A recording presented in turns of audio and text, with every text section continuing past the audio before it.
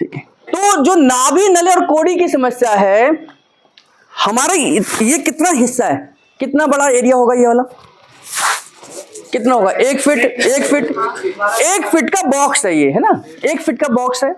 1 feet के box में क्या क्या है, हमारा स्टमक भी है, हमारी लार्ज इंटेस्टाइन भी है, हमारी स्मॉल इंटेस्टाइन भी है, सारा सब कुछ है। हमारी स्मॉल और लार्ज इंटेस्टाइन को अगर मिला दें तो लगभग ये कितनी लंबी होगी, 24 फीट, 24 से 25 फीट है। डॉक्टर साहब ने बिल्कुल सही कहा, इसीलिए तो गुरुजी पूछते थे आपसे। तो जिसमें 20 से 22 फीट, 20 से 21 फीट आपकी स्मॉल इंटेस्टाइन है और 5 से 6 फीट जो है आपकी लार्ज इंटेस्टाइन है ना? तो दोनों को मिला दें तो ये 20 से 22 फीट या 24 से 25 फीट बन जाती है। लगभग कल्पना है कितना होगा लंबा, अगर यहां से शुरू करें तो कितना लंबा तक चला जाएगा टोटल? अगर यहाँ से करेंगे तो 10 मीटर और यहाँ से करेंगे 24 फीट, तो सेंटर में, सेंटर से भी पहले थोड़ा, यानी कि इतना बड़ा एरिया, इतनी बड़ी पाइप आपके केवल कितने फीट में है, 1 फीट में है, 1 फीट में है। तो ये कहीं ना कहीं यहां से गड़बड़ी होना, यानी कि कहीं ना कहीं इन चीजों की ही गड़बड़ी, ये नाभि नली और कोड़ी है। तीनों को मैं अलग अलग बताऊंगा, लेकिन उन तीनों को समझाने से पहले न्यूरोथेरेपी की मैं 3 डेफिनेशंस बताता हूं अपने स्टूडेंट्स को, है ना। आप लोग सब न्यूरोथेरेपिस्ट हैं, सीखने आए हैं, कुछ जानने आए हैं, तो आपके साथ भी वो साझा करूंगा कि हम न्यूरोथेरेपी के 3 अलग अलग डेफिनेशन कौन कौन से बताते हैं। गुरुजी ने ही बताया है, हम तो केवल उसको आगे फॉरवर्ड कर रहे हैं, है ना। पहली डेफिनेशन जो है न्यूरोथेरेपी की, जो गुरुजी कहते हैं, क्या कहते हैं, हम शरीर के विभिन्न भागों पर एक निश्चित कोण पर रखकर विभिन्न भागों को एक पॉइंट देते हैं, जिससे कि किसी न किसी खास ऑर्गन को स्टिमुलेट करते हैं। उस ऑर्गन की कमी या अधिकता की वजह से आई हुई बीमारी का इलाज किया जाता है, ऐसे न्यूरोथेरेपी है। ये तो हो गई इसकी डेफिनेशन, हो गई, परिभाषा हो गई। अब 3 जो बेसिक इसकी डेफिनेशन क्या है कि सबसे पहले जैसा हमने बताया कि न्यूरोथेरेपी की शुरुआत कहां से हुई थी, नाभि को केंद्र मानकर हुई थी। जितनी भी बीमारियां हैं, गुरुजी कहते हैं नाभि की वजह से आती है।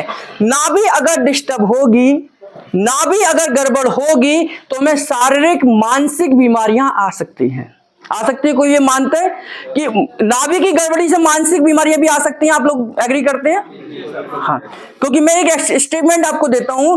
एक पेशेंट मेरे पास आए, उन्होंने कहा कि मेरी नाभि इतने सालों से गिरी हुई है कि वो ठीक ही नहीं होती। मैंने 10 जगह 10 डॉक्टर को दिखा दिया, 10 हकीमों को दिखा दिया, बहुत सारे वैद्यों को दिखा दिया, लेकिन नाभि ठीक नहीं हो रही है और मैं इतना डिप्रेशन में चला गया, यानी कि नाभि की वजह से मानसिक बीमारी आ गई। तो नाभि की गड़बड़ी से आपको शारीरिक भी आ सकती है, मानसिक बीमारियां भी आ सकती हैं, है ना। तो न्यूरोथेरेपी में हम नाभि को केंद्र मानकर सभी बीमारियों का उपचार करते हैं, ऐसा न्यूरोथेरेपी कहती है ना।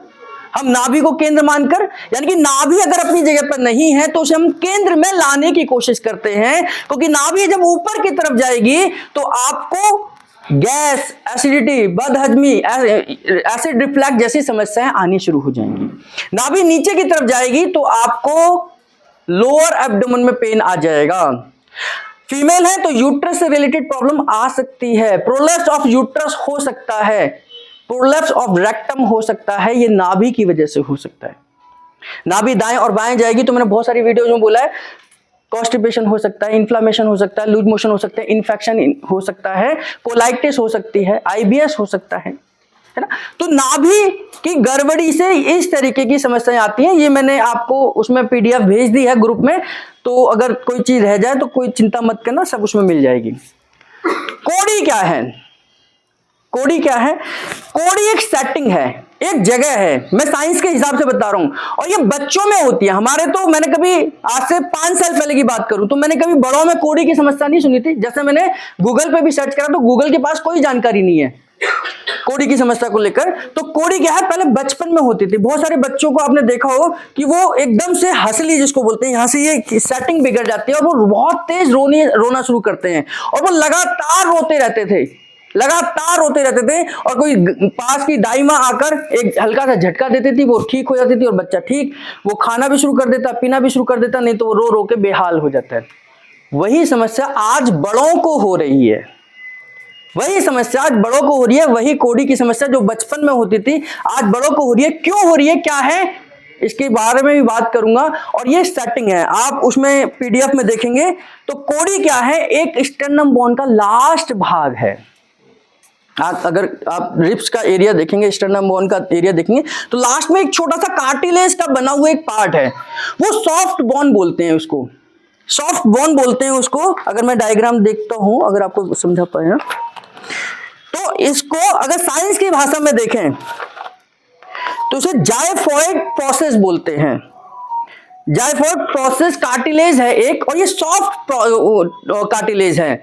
ये मैं नहीं कह रहा, ये अब मैं जो कह रहा हूं वो गूगल अंकल के हिसाब से कह रहा हूं। ये जो समस्या है वजन उठाने की वजह से हो सकती है, झटका लगने की वजह से इस सेटिंग में गड़बड़ी आ सकती है। जो लास्ट पार्ट है स्टर्नम बोन का वो बहुत सॉफ्ट है, सॉफ्ट कार्टिलेज का बना हुआ है, इसको हम सॉफ्ट बोन भी बोल सकते हैं। तो जब उसकी सेटिंग बिगड़ती है तो इसी तरीके की समस्या आती हैं जो आज कोड़ी के पेशेंट को आती हैं कि यहां पर भारीपन आ जाएगा, भूख लगना बंद हो जाएगी, रिब्स के एरिया में पेन आ जाएगा। साइंस की भाषा में बता रहा हूं आपको, जो हम आम भाषा में बोलते हैं कोड़ी की समस्या है, ये उसी की समस्या है। ये जब सेटिंग बिगड़ती है, और साइंस भी, मेडिकल साइंस, गूगल भी यही कहता है कि ये आपके वजन उठाने से हो सकती है, जिम जाने से हो सकती है। जिम में आपने अचानक से वजन उठाया तब हो सकती है। कब हो सकती है, किन लोगों को हो सकती है? तीनों समस्याएं, मेरी जो 3 डेफिनेशन है उन पर मैं वापस आऊंगा, उन्हीं की वजह से होती है और उन्हीं से ही हम इन समस्याओं का समाधान कर सकते हैं। तो पहली डेफिनेशन जो मैं बता रहा था नाभि की, बता रहा था कि नाभि, न्यूरोथेरेपी में हम नाभि को केंद्र मानकर सभी बीमारी का उपचार करते हैं, और नाभि की वजह से आपको शारीरिक और मानसिक बीमारियां आ सकती हैं। ठीक है। कोड़ी, कोड़ी क्या है, ये सेटिंग बिगड़ती है, सेटिंग बिगड़ने की वजह से होती है। और जो होती है वो दूसरी डेफिनेशन जो है मेरी न्यूरोथेरेपी को लेकर, कि न्यूरोथेरेपी, क्योंकि ये मेडिकल साइंस की बात, मेडिकल साइंस ये मानती है, ये मेडिकल साइंस ये नहीं मानती कि नाभि भी कोई चीज है, नाभि गिरेगी तो आपको समस्या आएंगी, लेकिन मेडिकल साइंस ये मानती है कि जब आपकी बॉडी का एसिड और अल्कलाइन इनबैलेंस होगा तो आपको बीमारियां आएंगी, है ना। कॉज ऑफ डिजीज में आप गूगल से पूछेंगे तो वो गूगल बताता है कि this disease is acidosis, this disease is alkalosis, यानी कि ये एसिडोसिस की बीमारी है या अल्कलोसिस की बीमारी है। अभी गुरुजी ने कुछ चीजें हमें बताई, देखो मैं बीच में इसके लिए इस बात को लेकर आ रहा हूं क्योंकि मैं अभी अजय गांधी जी से बात कर रहा था। गुरुजी ने, उन्होंने मुझे फोन करा, उन्होंने कहा कि नवल जी बताओ कैंसर एसिडिक है या अल्कलाइन है। गुरुजी ने हमें क्या बताया? अल्कलाइन बताया, है ना। मैंने कहा कि देखो ये आपने जो सवाल पूछा यानी कि कुछ तो गड़बड़ है, आप मुझे ये तो उम्मीद नहीं करते कि मैं बोलूं अल्कलाइन है ना। तो मैंने भी थोड़ा सा इस पर पढ़ा था कि ज्यादातर जो कैंसर है वो एसिडिक होते हैं, ज्यादातर जो कैंसर है, जबकि हम न्यूरोथेरेपी में कैंसर को अल्कलाइन लेकर चलते हैं। तो गुरुजी ने हमें न्यूरोथेरेपी की चिकित्सा सिखाई है, अब उस चिकित्सा के आधार पर नई नई रिसर्च आप लोगों की जिम्मेदारी है, उसको पढ़ना, उसको डीप में पढ़ना, उसके बारे में जानना। अब उस रिसर्च को लेकर आपने दौड़ना है, भागना है, कैसे करना, रेंगना है, ये हमारे ऊपर डिपेंड है। तो आपको पढ़ना पड़ेगा। मैंने शुरुआत में कहा था ज्ञान तो लेना ही पड़ेगा, बिना ज्ञान के आप कुछ नहीं कर सकते, ज्ञान तो आपको लेना ही पड़ेगा। तो कैंसर क्या है, ज्यादातर 90% मैंने जो देखा वो एसिडिक ही है। तो आज से हम कैंसर को एसिडिक में ही रखें। अल्कलाइन में केवल 2-4 कैंसर जो ब्रेन के हो सकते हैं, ब्रेन में कैंसर नहीं होगा, ट्यूमर होगा, तो वो एक अलग नेचर हो सकता है, लेकिन 90% जो कैंसर है वो एसिडिक होते हैं, है ना। तो हमें उसको अपडेट करने की जरूरत है, हमें उसको अपडेट करनी है। तो मैं बात कर रहा था कि एसिड और अल्कलाइन के इनबैलेंस होने से बीमारियां आती हैं। ये जो सेटिंग बिगड़ी, कैसे बिगड़ी, हर किसी की कौन नहीं बिगड़ती। जिन लोगों का बॉडी का नेचर एसिडिक होता चला जाएगा या हो चुका है, उनको हल्के झटके से शरीर की स्थितियां बिगड़ने लग जाती हैं। जैसे मेरे पास एक पेशेंट आई, लखनऊ से थी ना, मैंने उनको कहा कि वहां दिखा लो, बोले कि नहीं सर आपको दिखाना है। मेरे की आ जाओ, कोई बात नहीं। अब वो आए, गाड़ी से आए, मेरा क्लिनिक जो है बेसमेंट में है। बोले सर हम बेसमेंट में नहीं आ सकते, मैं तो जैसे ही नीचे उतरूंगी मेरी तो नाभि गिर जाएगी। मैंने कहा ऐसी कैसी नाभि है जो बेसमेंट से उतरती गिर जाएगी आपकी? बोले कि नहीं सर हम नहीं आ सकते, नीचे तो बिल्कुल नहीं आ सकते, आप आओ, हमें ऊपर ही देखो, हम ऊपर ही आपको दिखाएंगे। मैं कि ऐसा कोई बात नहीं, आप नीचे आओ, गिरेगी तो मैं ही ठीक करूंगा ना आपको, आप ठीक होने के तो आए हो। तो नीचे आया, वो बहुत घबराए कि सर हमने पहली बार जिंदगी में, मैं तो घर में लिफ्ट से ही जाती हूँ, ऊपर नीचे आती हूँ, मैं तो कभी सीढ़ियों तो नहीं चढ़ती, नहीं तो मेरी नाभि गिर जाती है। हमने उनको ट्रीटमेंट दिया और उनकी जो बॉडी का नेचर था वो बहुत भयंकर एसिडिक था, बहुत ज्यादा। गुरुजी ने हमें सिखाया है कि हम एसिड अल्कलाइन को चेक कर सकते हैं बॉडी से, अलग अलग पार्ट से। बस उसमें 2 पॉइंट हमने और ऐड कर दिए हैं। हम गुरुजी की ही न्यूरोथेरेपी को लेकर चल रहे हैं। बस उसमें जब भी हम करते हैं ना, कोई नया फार्मूला बनाते हैं, तो जैसे एक गुरुजी का फार्मूला है न्यूट्रल फार्मूला, अब मैंने थोड़ा सा ऐड करा, माइनस प्लस करा, थोड़ा सा रिसर्च करके, तो हमने क्या करा, कुछ नाम नहीं चेंज करा, उसका नाम रखा न्यू न्यूट्रल फार्मूला। यानी कि ये न्यूट्रल का ही हिस्सा है, बस थोड़ा सा हमने इसे अपडेट कर दिया है। बहुत सारे ऐसे फॉर्मूले हैं। न्यू गॉल ट्रीटमेंट गुरुजी का है, मैंने न्यू गॉल ट्रीटमेंट गुरुजी का, न्यू गॉल हमने बना दिया थोड़ा सा कि उसमें एडिट करके। जैसे गुरुजी कुछ हमें हैपरिन देकर गए, है ना, लगभग 26 है ना, 26 में से 15 गुरुजी ने दिए, 15-16 दिए, हमने थोड़ा सा और एडिट करके दिमाग लगा के, यार बाकी के क्यों गुरुजी छोड़ गए अल्फाबेट को, उनसे क्या वो था, तुमने उन अल्फाबेट को भी लेकर हैपरिन बना दिए। तो आज A to Z हैपरिन सबके पास होंगे, मुझे लगता है सबको पता है। तो A to Z हैपरिन उन पर काम किया, ऐसे नहीं कि मैंने अपनी मर्जी से बना दिया, मैंने उनको एडिट करा, उनको बनाया, उनको रिसर्च करी और उन पेशेंटों पे दिया कि जिनके लिए हम बना रहे थे, जिस पर्पज से बना रहे थे, उस पर रिजल्ट आया। मैंने 6 महीने के बाद में उनको आप लोगों तक भेजा कि भाई हमने A to Z हैपरिन बनाए हैं और इनको आप अप्लाई करिए, इनके फीडबैक दीजिए, इनके फीडबैक दीजिए कि आपको कैसा फीडबैक मिल रहा है। और ये एक सुझाव था, उसी सुझाव में मैं लिखकर लेकर आया हूं कि हमारी एक रिसर्च टीम भी बननी चाहिए न्यूरोथेरेपी की, कि देश में कोई भी न्यूरोथेरेपिस्ट कोई फॉर्मूला एडिट करता है, बनाता है, खोज के निकालता है, तो वो उस ग्रुप में भेजे, वो उस टीम के पास भेजे, वो टीम पहले रिसर्च कर ले और उस टीम के बाद वो पूरे देश भर में फैल जाए, तो वो ना सब तक पहुंचेगा और एक क्वालिटी के साथ पहुंचेगा ना। ऐसा मेरा सुझाव है इस मंच पर, जो लोग इस मंच को कर रहे हैं। मैं इस मंच के लिए इसलिए बोल रहा हूं क्योंकि यहाँ पर सब संस्थाओं के प्रतिनिधित्व हैं, सब संस्थाओं से जो भी हैं, जितने भी लोग न्यूरोथेरेपी पे काम कर रहे हैं, तो मेरा सुझाव और आपके माध्यम से, इस मंच के माध्यम से वहां तक जा सकता है कि देश में, क्योंकि हमें करना पड़ेगा, है ना, नहीं तो फिर क्या है, क्वालिटी खराब होगी। क्वालिटी को मेंटेन करने में यही है जो हम उसमें कर सकते हैं कि एक न्यूरोथेरेपी बने, एक सिलेबस बने, एक देश है, सब कुछ मिलकर करें, सब मिलकर करें, सब लोगों की राय लें, सब संस्थाओं से मिलकर लें, जो भी न्यूरोथेरेपी को सिखा रहे हैं, जितने पुराने लोग सिखा रहे हैं, तो उनसे मिलकर बात करें, एक ऐसी कमेटी बनाएं जो रिसर्च करे कि फॉर्मूले पर हम काम कर सकते हैं। तो फॉर्मूला आया, उन्होंने देखा कि हाँ ठीक है भाई, जो इन्होंने कहा है इसे आगे भेजते हैं। सभी पूरे देश भर में आज की संख्या में अगर देखें, ऑन और ऑफ, चाहे उन्होंने कहीं से भी सीखा हो, 10,000 तो न्यूरोथेरेपिस्ट होंगे या ज्यादा होंगे, ज्यादा होंगे, है ना। तो गुरुजी बहुत खुश होंगे जब गुरुजी कहते थे कि देश भर में 10,000 न्यूरोथेरेपिस्ट तो होने चाहिए, तो एक बार उनके लिए भी ताली बजा दी। सबसे पहला छोटा सा सपना, बड़ा सपना तो क्या था कि हर गांव में एक न्यूरोथेरेपिस्ट होना चाहिए, हर 3 गांव में एक न्यूरोथेरेपिस्ट होना चाहिए, है ना। और छोटा सपना क्या था कि 10,000 न्यूरोथेरेपिस्ट तो होने चाहिए। तो मुझे लगता है आज वो पूरा हो चुका होगा, है ना। तो ये छोटा सपना गुरुजी का पूरा हुआ, तो वो 10,000 न्यूरोथेरेपिस्ट तक पहुंचना चाहिए वो फॉर्मूला, है ना। और उसके फीडबैक लें क्या काम कर रहा है।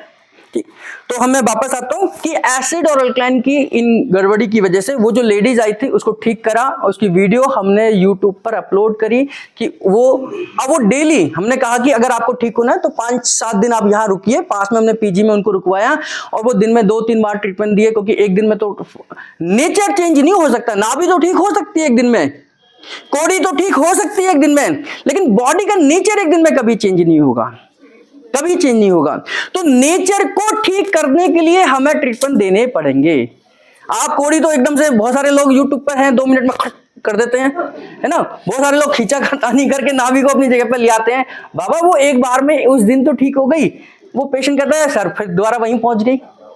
तो जब तक आपका नेचर ठीक नहीं होगा, नाभि या कोड़ी या नले परमानेंट ठीक नहीं होंगे, है ना।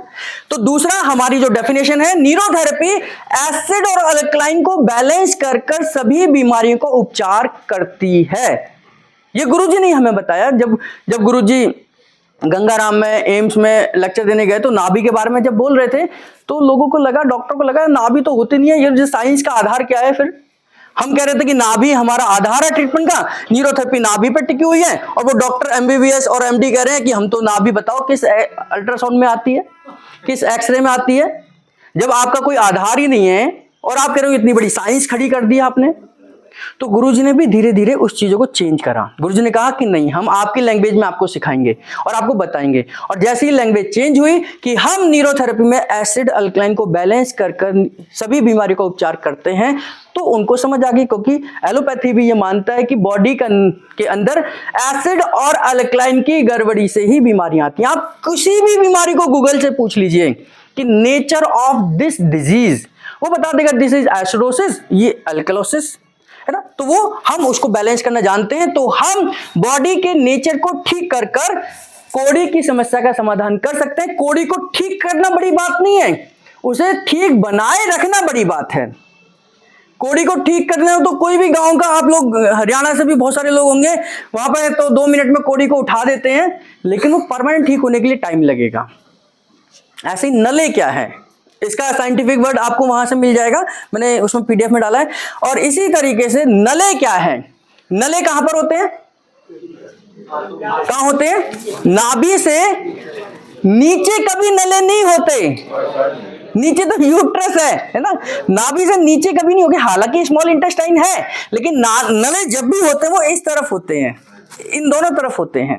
यहां अगर वो चेक करने का तरीका क्या है कि कैसे हम करेंगे, तो यहां ना एक गांठ सी बन जाती है। मेरे पास आज 4 पेशेंट हैं इस नलों के, हम भी ट्रीटमेंट देकर आ रहे हैं, है ना। 2 तो सुबह आ जाते हैं, 2 ट्रीटमेंट दे रहे हैं। उनको बिल्कुल एकदम टाइट है, ऐसा लगता है कि यहाँ दीवार सी हो गई है, यहाँ रस्सी पड़ गई है, उनको जहां टच करते ही इतना भयंकर है। और उनको बोलो ना पेट फुलाओ, जैसे मुझे नहीं है, मैं बता रहा हूं, जैसे मैंने पेट फुला लिया,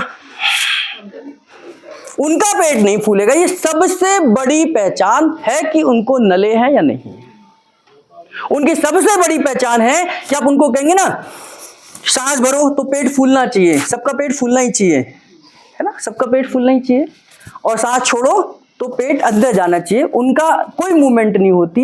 ये नलों की पहचान है, ये नलों की पहचान है। और ये क्रिया पहले करा कर देख लो, उसके बाद आप डायग्नोस करो। और डायग्नोस करने में भी हमने थोड़ा सा चेंज करा है।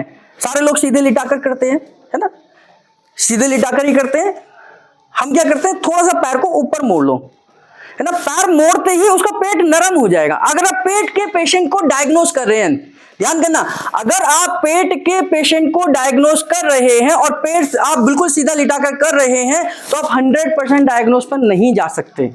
क्योंकि जैसे ही पेशेंट सीधे लेटता है, उसके पेट की मांसपेशियां भी खिंच जाती हैं, और वहां पर आप प्रेस करो तो आपके प्रेस करने का भी दर्द वहां आ जाता है। तो आपने कैसे करना है कि पेशेंट को सीधे लिटाओ और पैर को मोड़ लीजिए। जब वो पैर को मोड़ लेगा और फिर वो लेटेगा, तो पेट के जो आसपास की जो मांसपेशियां हैं वो लूज हो जाएंगी, और लूज मांसपेशियों पर एक्चुअल में पता चलेगा कि इनको दर्द है या नहीं है। एक्चुअल में तब पता चलेगा। तो वहां से आप सही डायग्नोज लेकर आइए। हमने सिर्फ थोड़ा सा उसे अपग्रेड करा, जो गुरुजी ने सिखा कर गए हम उसी पर काम कर रहे हैं, बस उसको थोड़ा सा चेंज कर रहे हैं कि भाई हमें कुछ तो आना चाहिए ना। हर चीज 3G से हमने स्टार्ट करा था, आज क्या है 6G चल रहा है, 5G चल रहा है। तो अगर हम 3G पे ही चलते रहे तो हम अपडेट नहीं होंगे, हम क्या हो जाएंगे, नोकिया की तरह आउट ऑफ मार्केट हो जाएंगे। नोकिया सबसे टॉप की कंपनी थी ना, सबसे टॉप की कंपनी। नोकिया का फोन जिसके पास होता था वो अच्छा लेवल का माना जाता था। आज नोकिया को कोई पूछता नहीं है, क्योंकि उसने अपने आप को अपग्रेड नहीं करा है। इसलिए जब मैं न्यूरोथेरेपी को सिखाता हूं स्टूडेंट को, तो उनको बताता हूं एक अच्छे न्यूरोथेरेपिस्ट की विशेषता क्या है। कोई है हमारे यहाँ पे जिन्होंने हमारे यहाँ कोर्स करा हो, जिसने हमारे यहाँ कोर्स करा हो? ठीक, मैं क्या बताता हूं, एक अच्छे न्यूरोथेरेपिस्ट की क्या विशेषता है। अच्छे न्यूरोथेरेपिस्ट को अपने ज्ञान को अपडेट रखना है, अप टू डेट रहना है। बताया मैंने, झूठ तो नहीं बोल रहा?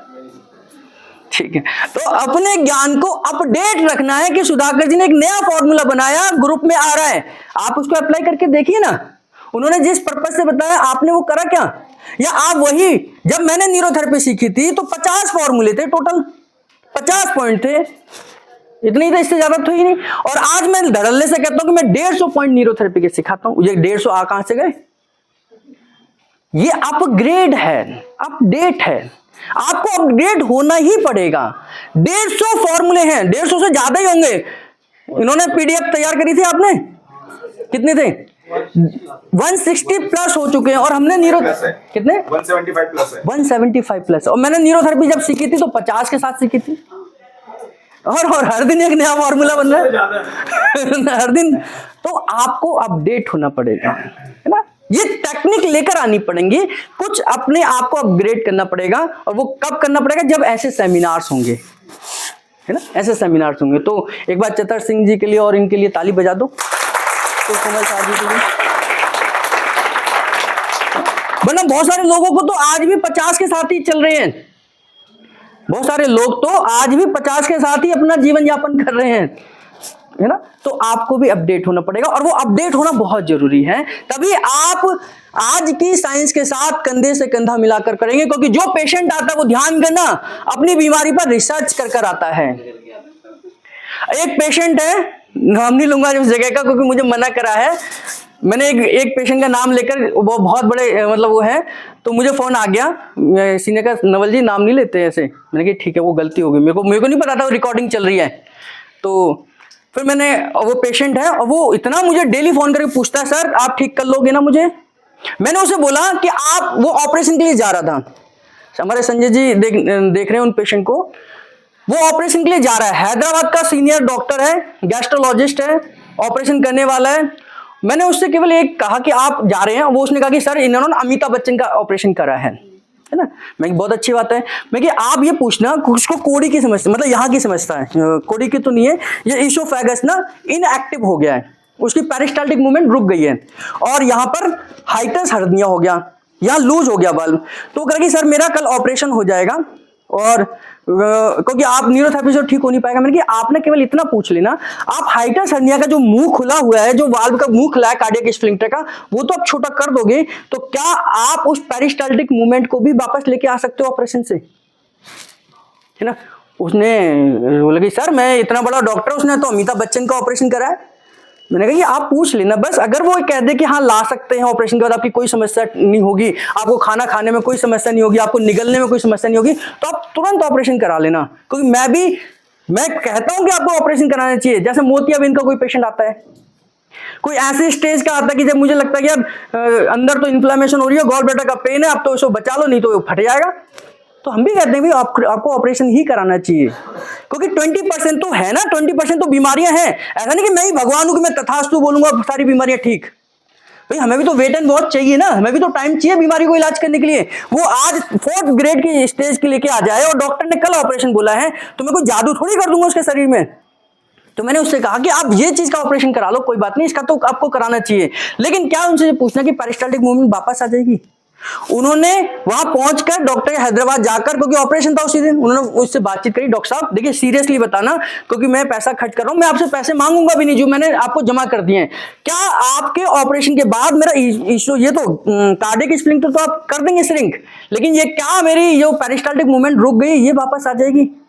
बोले ये नहीं हम कर सकते, इसकी कोई गारंटी नहीं है कि आपको खाना निगलने में समस्या होगी नहीं होगी, ये नहीं गारंटी। हाँ खाना अंदर चला जाएगा, आपको जो एसिड रिफ्लेक्ट हो रहा है नीचे से, कार्डियक स्फिंक्टर खुल जा गया तो एसिड रिफ्लेक्ट हो रहा है, ये ठीक हो जाएगा आपका। बोले सर मेरा खाना कैसे जाएगा अंदर जब पेरिस्टाल्टिक मूवमेंट ही नहीं होगी? और वो न्यूरोट्रांसमीटर्स करते हैं, और सब लोग जानते हैं न्यूरोट्रांसमीटर्स को हम कैसे ठीक करते हैं, फॉर्मूला सबको पता है, प्योर न्यूरोट्रांसमीटर हमारे पास फॉर्मूला है। तो जब उसने ये बात करी और उसका तुरंत मेरे पास फोन आया, सर मैं नहीं करा रहा ऑपरेशन, ये तो मुझे कह रहे हैं कि आधी समस्या ठीक होगी आधी नहीं होगी। तो मैं कि क्या करा, बोल के इन्होंने कहा है अभी आप रुक जाओ, 1 महीने की मेडिसिन लो, 1 महीने के बाद में फिर हम आपसे बात करेंगे। उसने कहा तुरंत आप मेरा न्यूरोथेरेपी ट्रीटमेंट शुरू कर दो। तो आपके पास जब ज्ञान होगा तभी तो आप उसे समझा पाएंगे। और वो आपसे ज्यादा, वो डेली मुझे पूछता है कि सर मैं ठीक तो हो जाऊंगा, मेरे पेरिस्टाल्टिक मूवमेंट वापस तो आ जाएगी? आ जाएगी नहीं आ जाएगी उसकी पेरिस्टाल्टिक मूवमेंट? आ जाएगी, पक्का आ जाएगी। रिकॉर्ड कर लेना, उनको भेजना है ना, आ जाएगी आ जाएगी, और 101% आ जाएगी। और मैंने कहा, और वो 101% आएगी। मैंने आज उसको कहा कि आप 101% मुझे 21 दिन का टाइम दो, क्योंकि बॉडी के अंदर कुछ भी चेंज लाने में 21 डेज का टाइम लगता है, 21 डेज का।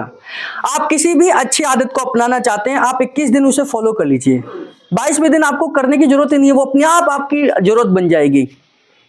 जैसे आप शराबी बनना चाहते हैं तो 21 दिन लगातार शराब पीजिए, 22वें दिन आपकी हालत खराब हो जाएगी, शराब नहीं मिलेगी तो। अगर आप शराब छोड़ना चाहते हैं, ये भी अप्लाई कर सकते हैं, जरूरी नहीं लेना ही है। अगर आप शराब छोड़ना चाहते हैं तो मन से छोड़ने का प्रयास करिए, 21 दिन लगातार छोड़ दीजिए। 22वें दिन आपको दुनिया का कोई नहीं पिला सकता अगर आपके मन में ना हो तो 21 दिन का टाइम लगता है बॉडी को, बायोलॉजिकल क्लॉक को सेट करने में, और वो परमानेंट धीरे धीरे फिर सेट होती चली जाती है। तो मैंने कहा कि 21 दिन का समय मुझे देना, सुबह दोपहर शाम ट्रीटमेंट करूंगा, और 22वें दिन तब आप ट्रीटमेंट कराना जब आपको फायदा हो, नहीं तो आप न्यूरोथेरेपी को छोड़ देना। ऑपरेशन तो आपने करा नहीं है, फाइनल है आपका, तो सारा सब कुछ अपडेट हो ही गया। तो 21 दिन में हम बिल्कुल करेंगे, और करा भी है, उनका इंप्रूवमेंट है। ऐसे बहुत सारे हैं, है ना। तो ये यहीं से रिलेटेड है, इसको हम बोलते हैं हाइटस हर्निया।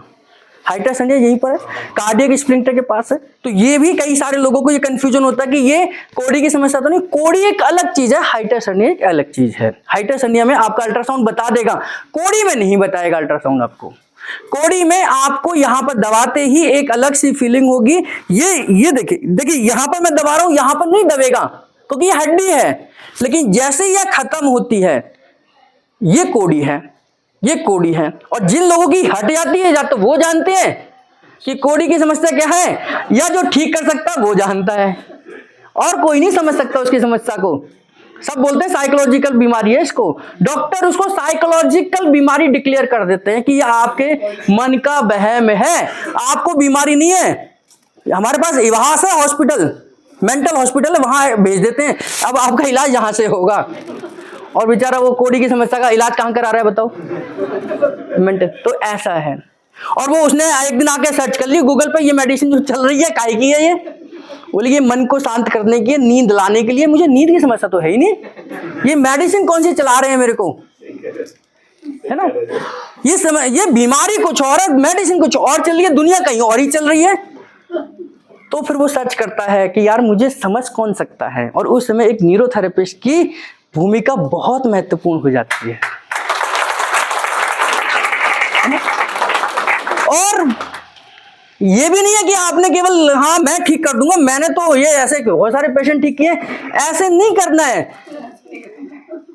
कि गुरुजी ने बताया कि कॉन्स्टिपेशन का इलाज तो लेफ्ट साइड ट्रीटमेंट है, कि अब वो कॉन्स्टिपेशन का पेशेंट आया लेफ्ट साइड ही दूंगा, तू चाहे कुछ भी बोलता रहे, मुझे सुनना ही नहीं तेरी कहानी। बहुत सारे ऐसे न्यूरोथेरेपिस्ट भी हैं, वो डायग्नोज नहीं करते। गुरुजी कहते हैं, ध्यान से सुनना मेरी बात को गुरुजी, क्योंकि मैं गुरुजी की बात को दोहरा रहा हूं।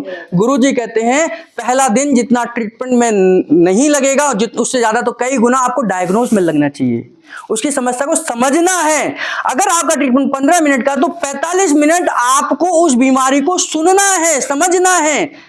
अगर आपने हड़बड़ तड़बड़ दिखाई तो वो हड़बड़ तड़बड़ में निकल लेगा पेशेंट। फिर हड़बड़ तड़बड़ में मतलब कि आप जब तक उसे गाइड नहीं करेंगे, पेशेंट को ट्रीटमेंट बाद में देना। उस एक न्यूरोथेरेपिस्ट, अच्छी क्वालिटी का न्यूरोथेरेपिस्ट वही है जो पेशेंट को गाइड करे।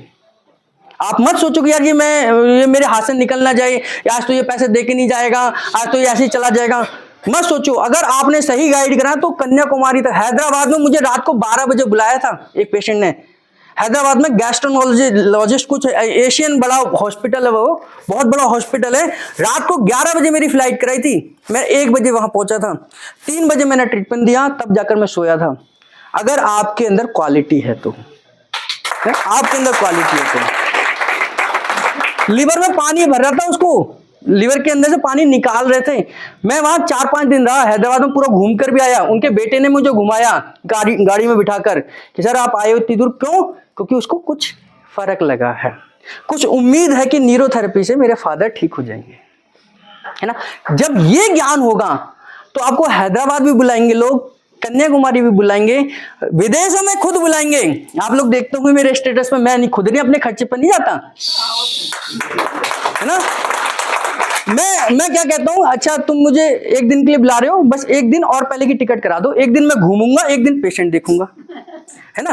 तो आपका घूमना भी हो रहा है और आप पेशेंट भी देख रहे हैं। क्यों? क्योंकि आपका, और आप जब पेशेंट देख रहे हैं तो वो क्वालिटी नजर आनी चाहिए, उसको लगना चाहिए कि जो उसने बुलाया है वास्तव में कुछ ना कुछ करके जाए। और वहां वापस लोकल न्यूरोथेरेपी से जोड़ दो वापस में उसे, कि भाई आप ये है। मैं भी लखनऊ गया, ILD की पेशेंट थी, ILD की पेशेंट थी, मैंने उनको देखा, उनको ट्रीटमेंट दिया, उनको सिखाया और मैंने कहा कि ये लखनऊ में आपके न्यूरोथेरेपिस्ट हैं, इनसे आप करते रहिए, आप हो जाएगा काम। उनको रिजल्ट आया, उनका फोन आया कि सर पहले से काफी बेटर है, सांस लेने में तकलीफ कम हो रही है। तो यही तो करना है एक न्यूरोथेरेपिस्ट को, गाइड करिए आप पेशेंट को। ये मत देखिए कि कैसे काटना है, आज ही काट लूं उसको, कल ये पता नहीं जाए आएगा नहीं आएगा, आज ही 2000 का बिल बना दूं, है ना। ये नहीं करना, उसे गाइड करिए। वो अगर आपने गाइड कर दिया तो वो चला भी गया तो वापस आपके पास आएगा। जैसे वो हैदराबाद वाला आज मेरा वो जो हॉस्पिटल में एडमिट हो गया था, वो इंतजार कर रहा है कि कब मेरा ट्रीटमेंट शुरू हो, क्योंकि उसे उम्मीद है कि न्यूरोथेरेपी ही ठीक कर सकती है। तो इतना कॉन्फिडेंस जब आप पेशेंट के अंदर भर देंगे कि आपको अगर ठीक कर सकता है तो न्यूरोथेरेपिस्ट कर सकता है। मुझे भी पता है कि उसको मुझसे ज्यादा ज्ञान है, उसने अपनी बीमारी के लिए PhD कर ली है, मैंने तो केवल न्यूरोथेरेपी सीखी है।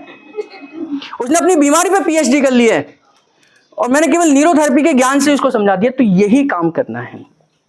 तो नले की जो समस्या है, वापस आ जाता हूं, नले की जो समस्या है वो यहाँ की समस्या है। और इसको अगर हम बात करें, क्या होता है कि मूवमेंट खत्म हो जाती है, इंटेस्टाइन की मूवमेंट खत्म हो जाती है। कौन से इंटेस्टाइन की? लार्ज की नहीं होती कभी भी, स्मॉल इंटेस्टाइन की मूवमेंट खत्म हो जाती है। और स्मॉल इंटेस्टाइन इतनी लंबी है कि भगवान ने एक सिस्टमेटिकली उसे ऊपर लेयर के ऊपर लेयर, लेयर के ऊपर लेयर, लेयर के ऊपर लेयर बनाया है, उस तरीके से बनाया है। उसकी चौड़ाई कितनी है, जहां से हमारा मोशन गुजरता है, ये सारी चीजें कितनी चौड़ाई है उसकी, स्मॉल इंटेस्टाइन की कितनी चौड़ाई कितनी होगी? 1.5 इंच उसकी चौड़ाई है। 1.5 इंच कितना होता होगा? नहीं, स्मॉल, हाँ चौड़ाई स्मॉल इंटेस्टाइन की, उसकी तो 5 है। मैं है ना, मैं गलत बोलूंगा, मुझे पता है कि आप हैं ना, मैं गलत बोलूंगा भी नहीं, जब नहीं पता होगा तो नकल मार लूंगा, है ना, नहीं गलत नहीं बोलूंगा, क्योंकि मेरे सीनियर बैठे हैं तो मुझे सोच समझ के बोलना है, ठीक। तो 1.5 इंच उसकी क्या है, चौड़ाई है। 1.5 इंच कितनी होगी? 1.5 इंच कितनी होगी? इतनी होगी, इतनी चौड़ाई है। और इतनी चौड़ाई में से आपका कार्बोहाइड्रेट भी है, आपका सारी चीजें वहीं से गुजरती हैं, आपका फैट भी है, आपका रफेज भी है, सब कुछ वहीं से गुजर रहा है। और वो जो गुजर रहा है वो केवल और केवल पेरिस्टाल्टिक मूवमेंट की वजह से गुजर रहा है। जब आपकी पेरिस्टाल्टिक मूवमेंट स्लो हो जाएगी, जब वो वहां रुक जाएगी, तो स्मॉल इंटेस्टाइन धीरे धीरे पैरालाइसिस की तरफ चली जाती है। एक शरीर में पैरालाइज होता है, ब्रेन की वजह से होता है, एक इंटेस्टाइन में भी पैरालाइज होता है, जिसको हम इंटेस्टाइनल पैरालाइसिस, और मेडिकल टर्म में अगर मैं बात करूं तो मेडिकल टर्म में आप लोगों के पास मैंने PDF में भेजा है, इलियटिक पैरालाइसिस बोलते हैं, पैरालाइटिक इलियस। तो ये वर्ड जब आप डालेंगे गूगल के ऊपर तो आपको पता चलेगा कि आपकी इंटेस्टाइन की पैरालाइटिक कंडीशन हो गई है, उसकी मूवमेंट होना बंद हो गई है। अब जिसको पैरालाइज हो जाए तो मैं चाहूंगा वो चाहकर भी फुला नहीं पाऊंगा ना, क्योंकि वहां पैरालाइज हो गया है, क्योंकि आपका कंट्रोल धीरे धीरे उस पर खत्म हो गया है। और वो इतनी सख्त हो जाएगी कि आप उसे क्लॉकवाइज करेंगे तो, या उसे पता ये दबाएंगे तो यहाँ पर एक पूरा पत्थर की तरह से लकीर आ जाएगी, ऐसा लगेगा क्या हार्ड इसने पाल रखा है अंदर कुछ, ना। ये है आपके नलों की समस्या, और साइंटिफिक तरीके से इसको हम इंटेस्टाइनल पैरालाइटिक अटैक भी बोल सकते हैं, जो एक दिन में नहीं आता। तो तीसरी डेफिनेशन जो न्यूरोथेरेपी की है, जो पहली क्या थी मेरी, कि हम नाभि को केंद्र मानकर सभी बीमारी का उपचार करते हैं। तो नाभि की समस्या का समाधान हम उसी आधार पर करते हैं कि नाभि की सेटिंग है, बहुत सारे तरीके हैं। एसिटिल्काइन को मैं लास्ट में मैंने सारे लिखे कि कंक्लूजन हम क्या क्या ट्रीटमेंट दे सकते हैं। और दूसरी मैंने आपको डेफिनेशन बताई कि हम एसिड और अल्कलाइन को बैलेंस कर बीमारी का उपचार करते हैं। तो इसका हम लॉजिक कहां से लेते हैं, इसका बेस बनाते हैं हम जब हम कोड़ी की समस्या का इलाज करते हैं। तीसरी जो डेफिनेशन है, जो मेडिकल साइंस कहती है, क्योंकि मैं जब बात करता हूं तो साइंटिफिक तरीके से करता हूं, तो तीसरी जो बीमारी का कारण है कि लैक ऑफ सर्कुलेशन आपकी बीमारी आती है। मेडिकल साइंस कहती है कि कोई भी बीमारी है, चाहे वो दिमाग की हो, चाहे वो कैंसर ही क्यों ना हो, चाहे वो सिस्ट क्यों ना हो, कैंसर तो एक अलग चीज है, सिस्ट क्यों ना हो, लैक ऑफ सर्कुलेशन बीमारी आती है। यानी कि जहां खून की कमी वहां बीमारी का निमंत्रण।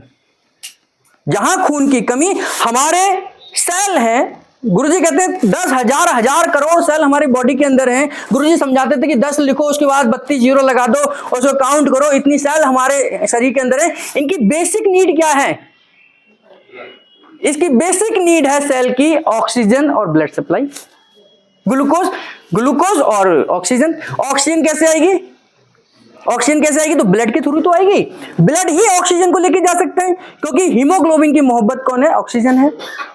और अच्छी कौन सी मोहब्बत है उसकी? कार्बन डाइऑक्साइड है। और उससे अच्छी ज्यादा मोहब्बत कौन सी है? कार्बन मोनोऑक्साइड है। ऐसा ही है ना? ऑक्सीजन जो हमारा हीमोग्लोबिन है ब्लड, अगर उसे यहां पर कार्बन डाइऑक्साइड मिल जाए, ऑक्सीजन मिल जाए, कार्बन मोनोऑक्साइड मिल जाए, तो ये हमारा हीमोग्लोबिन किसको पहले पकड़ेगा? कार्बन मोनोऑक्साइड को पकड़ता है। कार्बन मोनोऑक्साइड को पकड़ता है। वो ऑक्सीजन से तो कोई दोस्ती नहीं है उसकी, कि आप जिंदा रहो या मर जाओ, उसे कोई मतलब नहीं है। वो कार्बन मोनोऑक्साइड को लेके जाएगा, पूरे शरीर में फैला देगा और आपको मार देगा। एक सेकंड में बोलता हूं। इस कंडीशन को क्या बोलते हैं मालूम है? जब वो कार्बन मोनोऑक्साइड को पकड़ता है, एक हीमोग्लोबिन को 4 आते हैं। एक हीमोग्लोबिन को 4 आते हैं, वो 4 ही ऑक्सीजन के आइटम पकड़ता है। मगर जब एक सब होता है तो हम ब्लड टेस्ट करते हैं, तो उसमें हीमोग्लोबिन अच्छा है, आरबीसी ठीक है, फिर भी इनको ऑक्सीजन की डेफिशिएंसी है, तो उस वक्त बोला जाता है उस कंडीशन को नॉन फंक्शनल हीमोग्लोबिन। उस कंडीशन का नाम है नॉन फंक्शनल हीमोग्लोबिन। तो उसमें जो आपका हीमोग्लोबिन है, उसकी सबसे अच्छी दोस्ती है कार्बन मोनोऑक्साइड की। आपने बहुत सारे लोगों ने सुना होगा, सर्दियों के समय पे, यही जो सर्दी के समय चल रहे हैं, बहुत सारी घटनाएं होती हैं। रात में अंगीठी जलाकर 4 लोग सोए थे, सुबह चारों के चारों मरे हुए मिले। क्यों? क्योंकि सबसे ज्यादा कार्बन मोनोऑक्साइड अंगीठी यानी कि कोयले के इस्तेमाल में निकलती है ना? और पता भी नहीं चलेगा। आप जो दिमाग लगाएंगे, यार वो उठ के कौन ही भग गया, वो उठ के भी तो बक सकता था, उसके दम भी घुट रहा होगा, उसे पता तो चलना चाहिए था। अरे वो आपके अंदर कार्बन मोनोऑक्साइड ही सप्लाई हो रही है। ऑक्सीजन धीरे धीरे कम होती चली जाती है और आपकी सेल डेड होती चली जाएंगी, और सुबह तक तो आपका क्रियाक्रम हो जाएगा।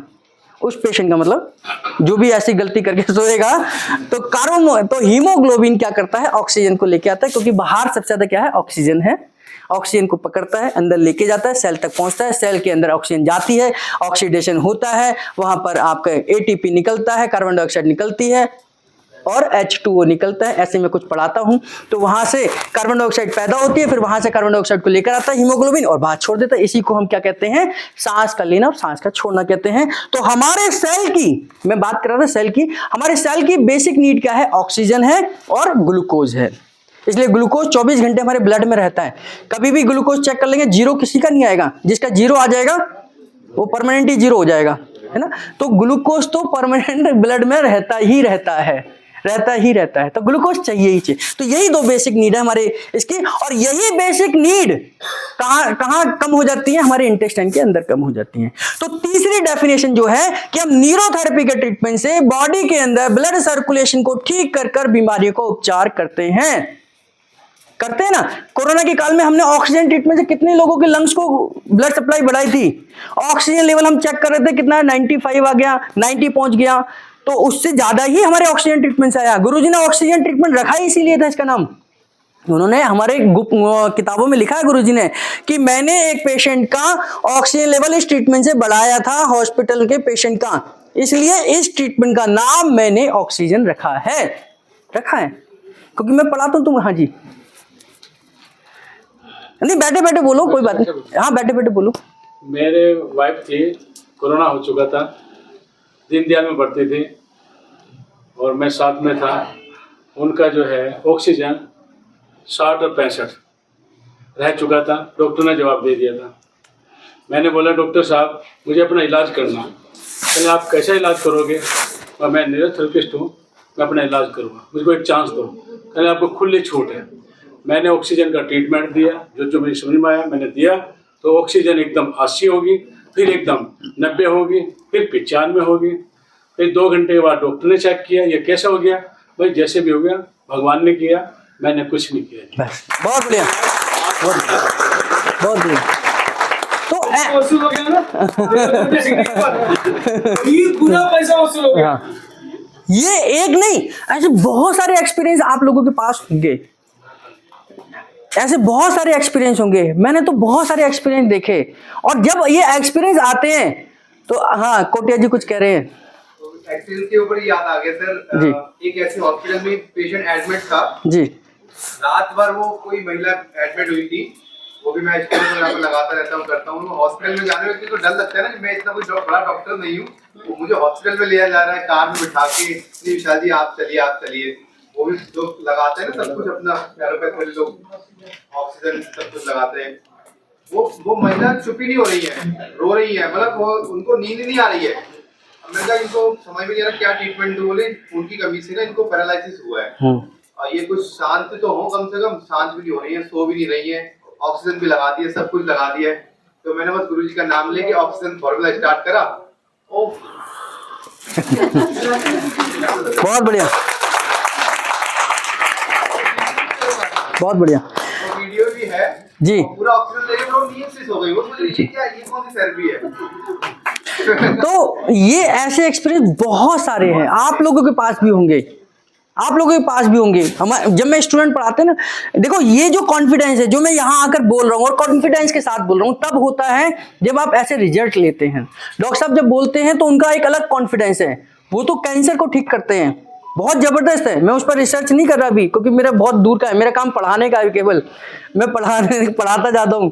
तो वो रिसर्च कर रहे हैं उस पर, उन्होंने बहुत सारे कैंसर के पेशेंट ठीक किए। मुझे याद है 2014 में इन्होंने मंच से कहा था कि जो भी कैंसर का पेशेंट है आप हमारे को बताइए, हम ट्रीटमेंट बताएंगे, आप उसे गाइड करिए, हम कोई चार्जेस नहीं लेंगे, उल्टा उसको जो भी टेस्टिंग में हेल्प होगी हम कराएंगे। कहा था 2014 में। हाँ बराबर है। हाँ, तो उस समय आप कैंसर पर रिसर्च कर, थोड़ा लेते हैं ना। हाँ, अभी थोड़ा नहीं, अब उस समय जो कहा था, मैं 2014 का बता रहा था। नहीं लेते। हाँ, उन्होंने कहा कि हम कैंसर पर काम कर रहे हो, कैंसर ठीक हुआ था, और उस समय इनको नेशनल अवार्ड उस कैंसर पेशेंट के लिए ही मिला था। और इनको देखने के बाद मुझे भी जोश आया और मैंने भी बहुत सारे पेशेंट ठीक किए और लगातार 3 बार नेशनल अवार्ड फिर मैंने जीता। तो ये एक प्रेरणा है।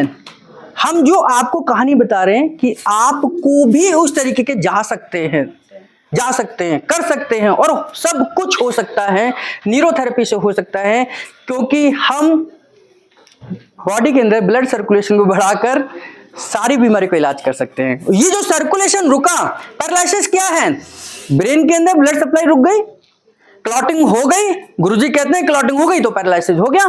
तो क्लॉटिंग को ही तो ठीक करना है, जब आपने क्लॉटिंग को ठीक करा तो पैरालिसिस ठीक हो गया, आपने बीपी को ठीक करा तो पैरालिसिस ठीक हो गया, वहां आसपास जो क्लॉटिंग हुई, जो ब्लड ब्लीडिंग हुई, उसके ऊपर ट्रीटमेंट करिए।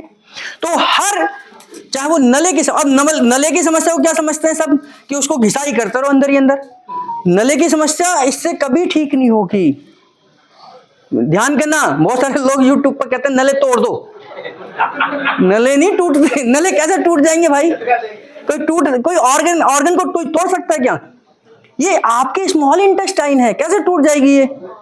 नले पक गए हैं, पक थोड़े गए, वो कोई सब्जी थोड़ी है पक जाएगी अंदर। ये हम गलत वर्ड यूज करते हैं, हमें YouTube पर दुनिया देखती है। मुझे बहुत सारे लोग बोलते हैं सर ये आपने ना गलत वर्ड यूज किया, मैं तुरंत उस वीडियो को डिलीट करता हूं, क्योंकि वो मैं नहीं बोल रहा, न्यूरोथेरेपी वहां तक जा रही है, वो न्यूरोथेरेपी जा रही है।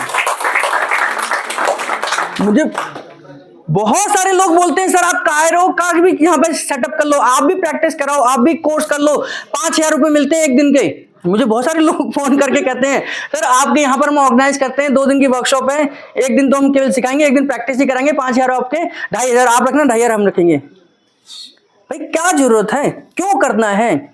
तो जब हम, मेरी एक पहचान है जो न्यूरोथेरेपी से मिली है, मैंने सब भले ही कितनी डिग्रियां करी हो, क्या मतलब उन सबका, जब मैं एक न्यूरोथेरेपिस्ट हूं तो न्यूरोथेरेपिस्ट हूं, मेरी एक ही पहचान है कि मैं न्यूरोथेरेपिस्ट हूं, और मुझे इसी पहचान से ही दुनिया जाने। केवल छोटा सा तो नाम है, #नवल सर, बहुत है इतना ही मेरे लिए। आप लोग नवल सर कहते हैं, वो ही बहुत है मेरे लिए, मुझे इतना ही मैं सेटिस्फाइड हूं। क्यों कायरो के पीछे जा रहा हूं, क्यों फिजियो के आपको बताऊं, कायरो हमारे यहां पर वैलिड ही नहीं है। कायरो कोई भी नहीं सीख सकता, वही सीख सकता है जो खुद फिजियोथेरेपिस्ट हो। फिजियोथेरेपी का ही एडवांस रूप है कायरो। अब जितने भी हैं पूछ लो कितनों ने कायरो सीखी और कितने फिजियोथेरेपिस्ट हैं। फिजियोथेरेपी का ही एक एडवांस है। हाँ, अगर आप नहीं करता। अगर आप फिजियोथेरेपिस्ट हैं तो आप कायरो पे सीख सकते हैं। मैं आपको बताता हूँ, मेरे पास बहुत सारे लोग आते हैं, फोन करते हैं, हम तो करते ही होंगे ना कि सर आप कायरो भी सिखाते हैं के साथ में। भैया मैं प्योर न्यूरोथेरेपी सिखाता हूँ। हाँ, 150 पॉइंट, 150 फॉर्मूला, 150 डिजीज, सब कुछ सिखाता हूँ। न्यूरोथेरेपी में जब आप हमारे यहाँ से कोर्स करेंगे तो आपके मन में ये नहीं सवाल आएगा कि ये फॉर्मूला तो सर आपने बताया नहीं, ये फॉर्मूले का मतलब क्या था, ये पॉइंट क्या था। अगर हमारे को आता है तो हम आपको जरूर सिखाएंगे, है ना, लेकिन कायरो नहीं सिखाएंगे। ना कायरो मुझे आता है, ना मैं कभी यूज करता हूँ। बहुत सारे लोग कहते हैं सर आप इस तरीके की छोटी छोटी वीडियो डालो ना कट कट करने की।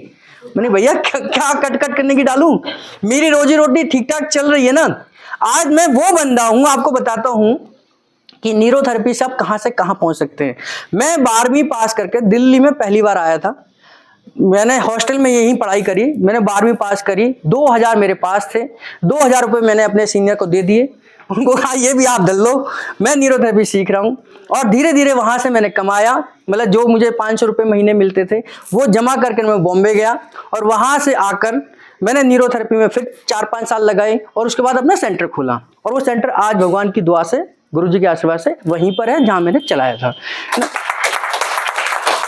आज हमारे उस सेंटर को 13 साल कंप्लीट हो गए, क्योंकि 2010 में मैंने अपना सेंटर खोला था। 2010 तक 2005 से जो मैंने सुन रहा था, दीदी कह रही थी सुबह के सेशन में आप लोगों से कि 1 साल का कोर्स है, 3 साल आप और लगाना अपने थेरेपिस्ट के पास, तब जाकर आपको एक अच्छा न्यूरोथेरेपिस्ट आप बन पाएंगे, एक्सपर्ट बन पाएंगे। बिल्कुल सही कहा है, मैंने खुद 5 साल लगाए हैं, है ना, तब जाकर आज हम मार्केट में उतरे हैं।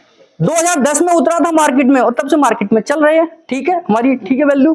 और आज हमारा घर भी अपना है दिल्ली में, 2 फ्लैट हैं, अच्छे खासे हैं, सब कुछ हमारा है। मेरी वाइफ न्यूरोथेरेपिस्ट है, मेरा साला न्यूरोथेरेपिस्ट है, मेरा बड़ा भाई न्यूरोथेरेपिस्ट है। और क्या चाहिए बताओ। परिवार वाला आ गया। परिवार वाला आ गया।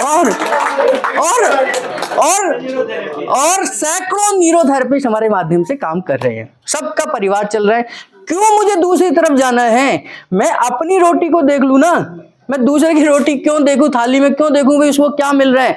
बहुत सारे लोग कहते हैं वो तो बहुत अच्छा कमा रहे हैं, ये कर रहे हैं, ठीक है, अच्छी बात है। जब आएगा तो जब बाहर निकलेगा तो एक साथ ही निकल जाता है सब, जब निकलता है तो आपको न्यूरोथेरेपी को विश्वास करके न्यूरोथेरेपी पे ही काम करना है। नॉलेज होनी चाहिए आपको।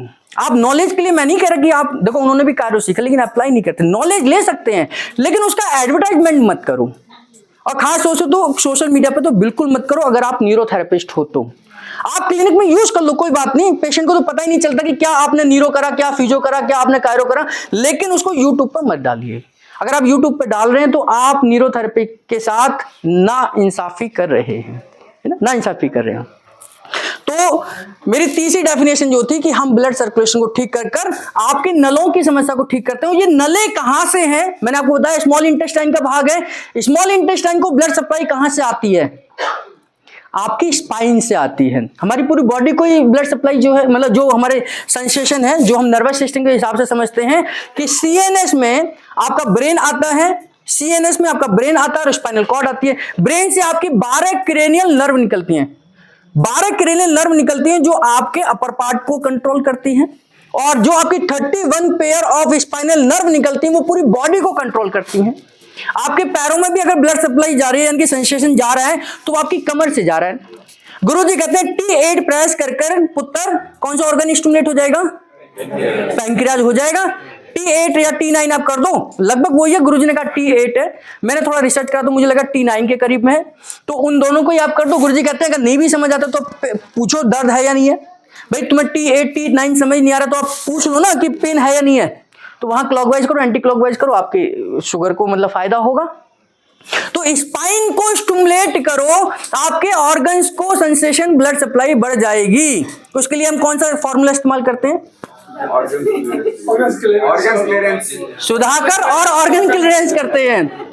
सुधाकर, इनसे सीख लेना सुधाकर का ट्रीटमेंट कैसे देते हैं। अगर आप पूरी सुधाकर सीख लोगे पूरा डिप्रेशन चला जाएगा। हाँ। आपको पूरी बॉडी का पेन चला जाएगा, रात को नींद आएगी, फिर आप मेरे को पैसे दे दोगे। बिल्कुल 100%, बिल्कुल 100% जो इन्होंने कहा सही कहा है। आपकी स्पाइन अगर ठीक है तो आपके सभी ऑर्गन्स को, सभी टिश्यूज को, सभी सिस्टम को ब्लड सप्लाई प्रॉपर तरीके से पहुंचेगी।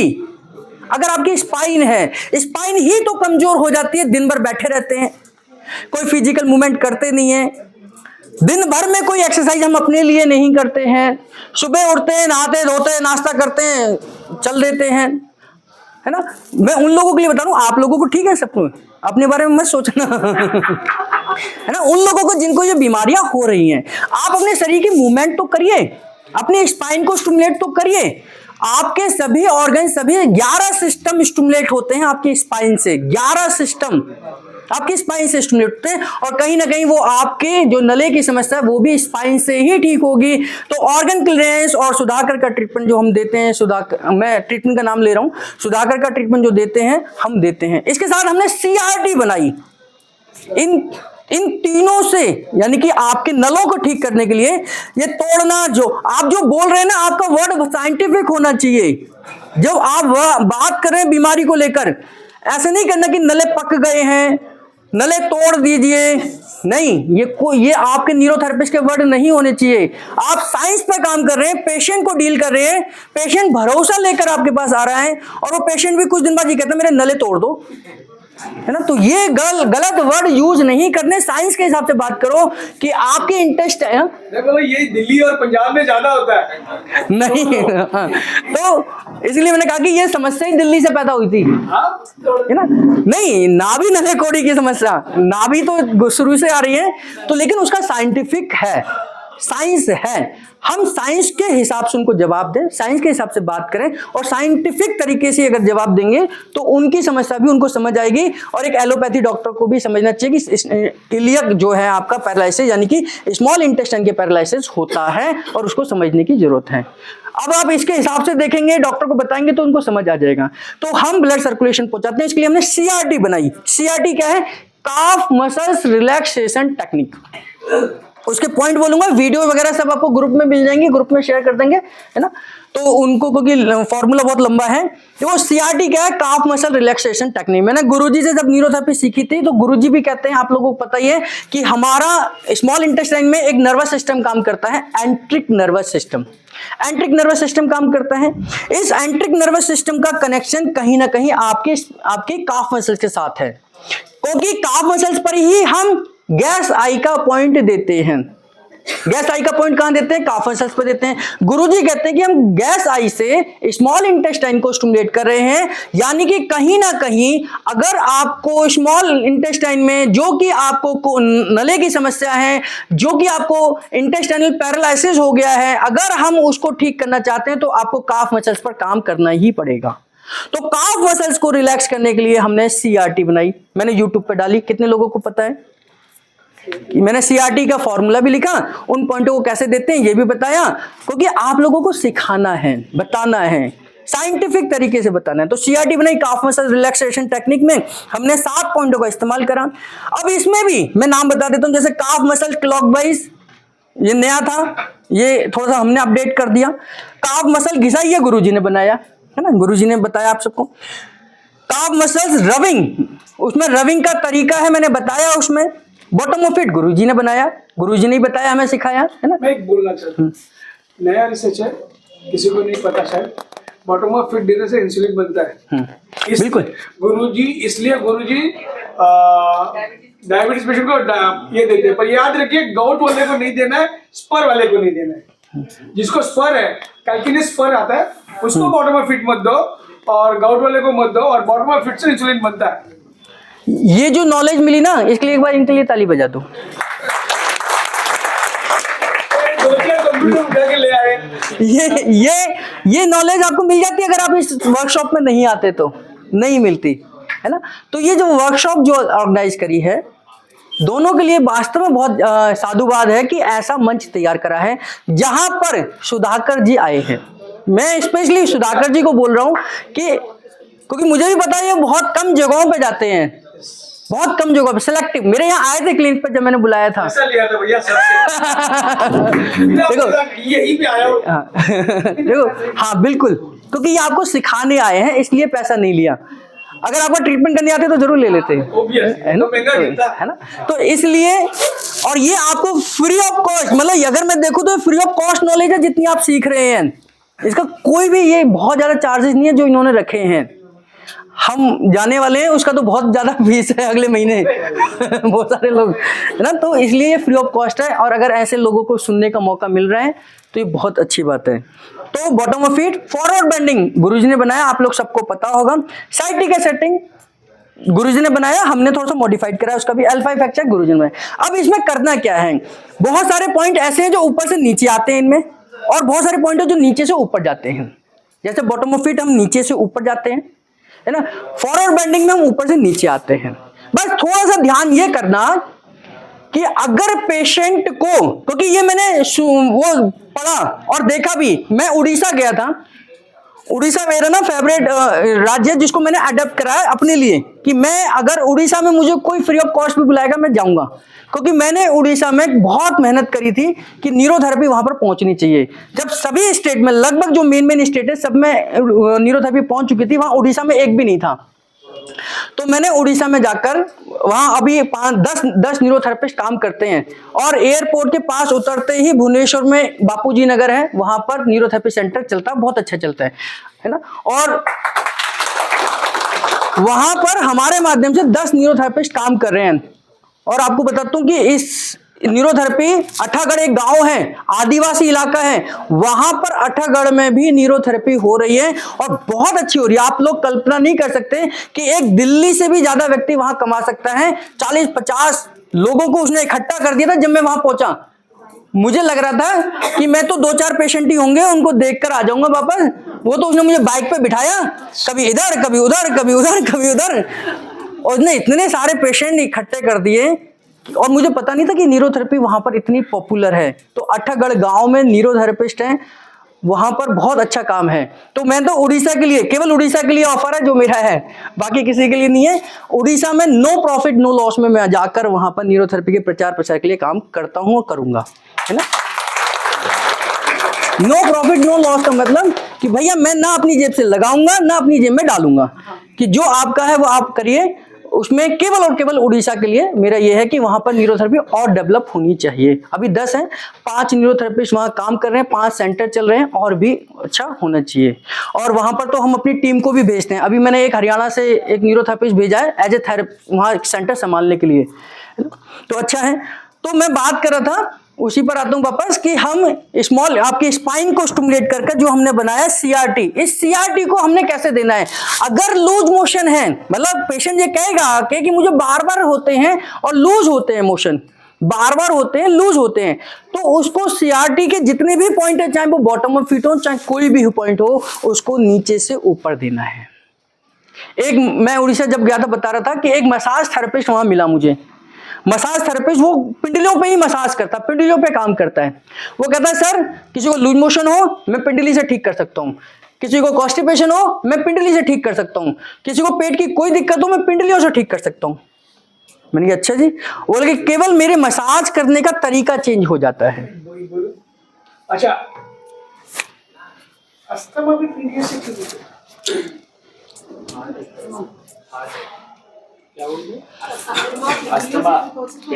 हाँ, इसको कहीं ना कहीं हार्ट से कनेक्ट करते हैं और लंग्स से करते हैं।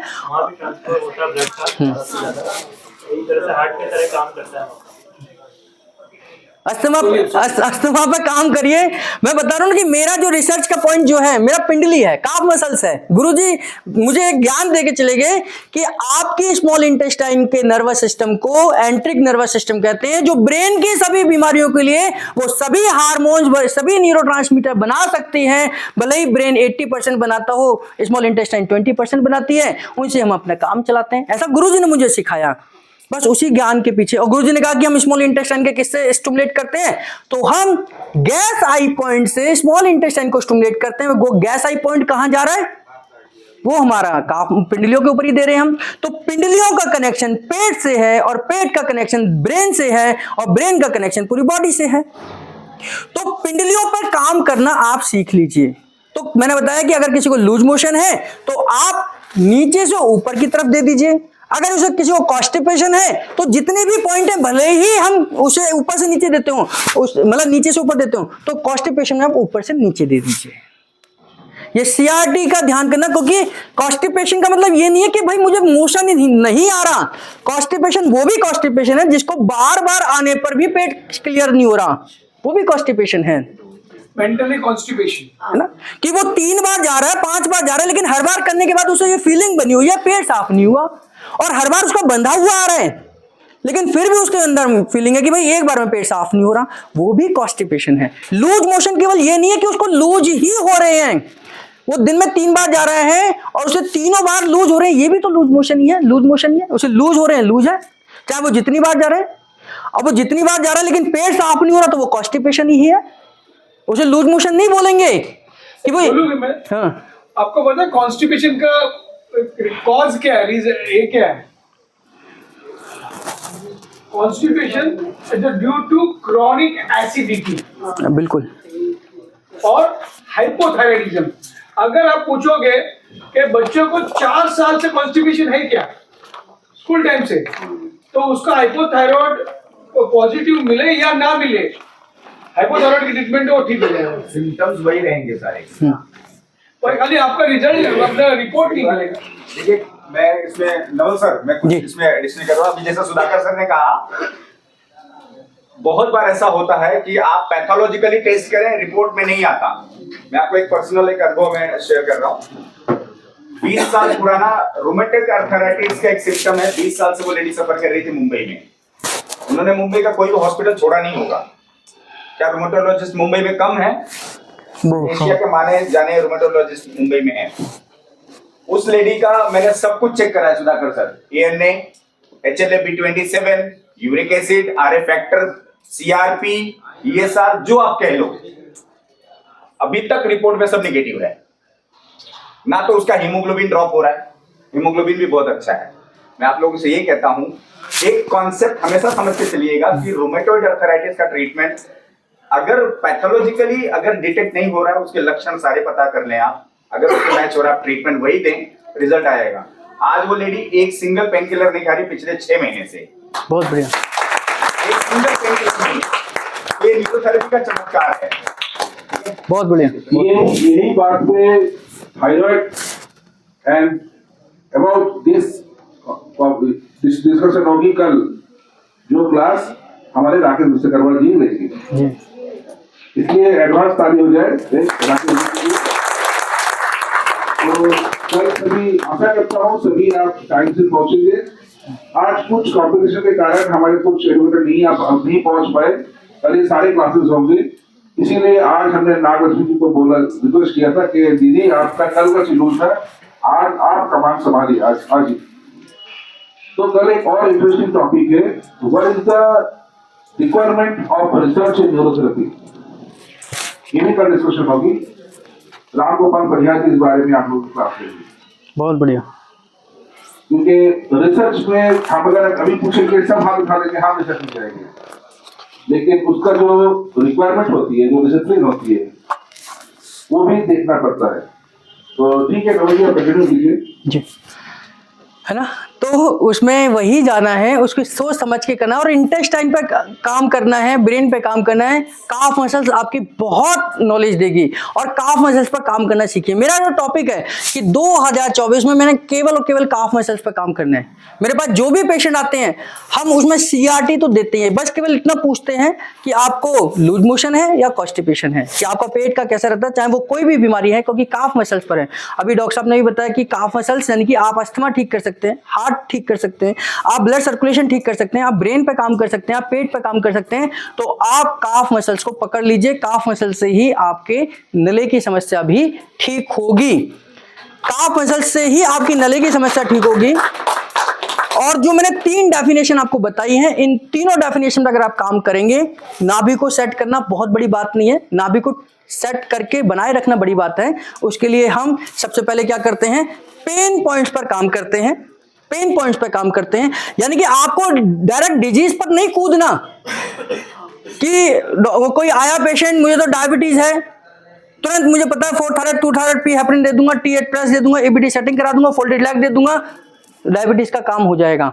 नहीं, आप डायबिटीज पर काम बाद में करेंगे, आप अस्थमा पर काम बाद में करेंगे, आप किसी भी बीमारी पर काम बाद में करेंगे। मेरे पास बीमारी का कोई भी पेशेंट आता है और उसकी बीमारी बहुत तसल्ली से सुनता हूँ, बहुत आराम से लिखता हूँ और उसको बोलता हूँ अब आपका ठीक है, हो गया, अब मैं थोड़ा डायग्नोस कर लेता हूँ, अब मैं काम करता हूँ।